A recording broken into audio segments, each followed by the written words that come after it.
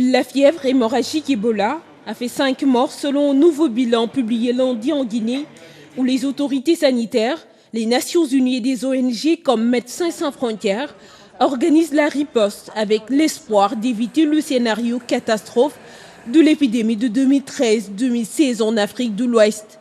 C'est toujours une inquiétude de voir émerger une maladie aussi sérieuse qu'Ebola.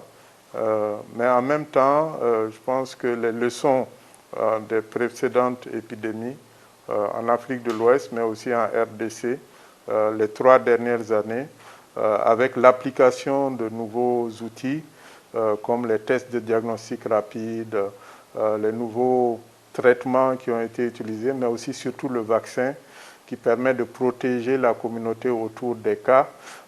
Avec ces approches-là, et malgré aussi le contexte de Covid qui complique encore la riposte, il faut arriver à faire en sorte que cette riposte soit la plus efficace possible, la plus rapide possible.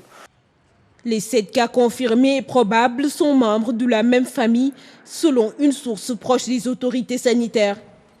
Il s'agit en premier lieu d'une infirmière de 51 ans, à Gouéké, localité de quelques 23 000 habitants, proche de Zérékoré, décédée fin janvier.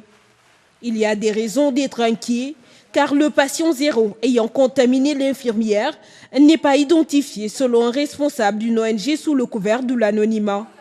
Autre souci, les potentiels contacts du mari qui a voyagé jusqu'à Conakry. On ne sait trop dans quelles conditions.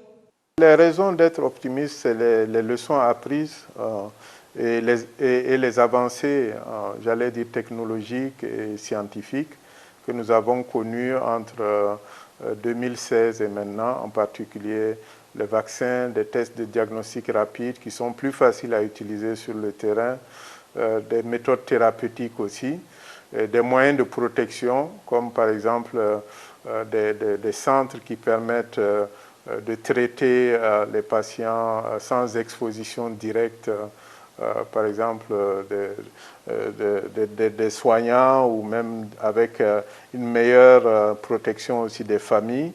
Et donc aussi les leçons apprises dans l'engagement communautaire.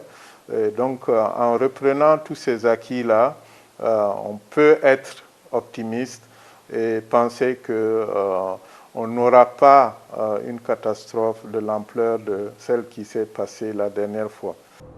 Provoquant une fièvre brutale, des maux de tête, des vomissements et diarrhées, le virus Ebola a été identifié pour la première fois en 1976 dans l'actuelle République démocratique du Congo.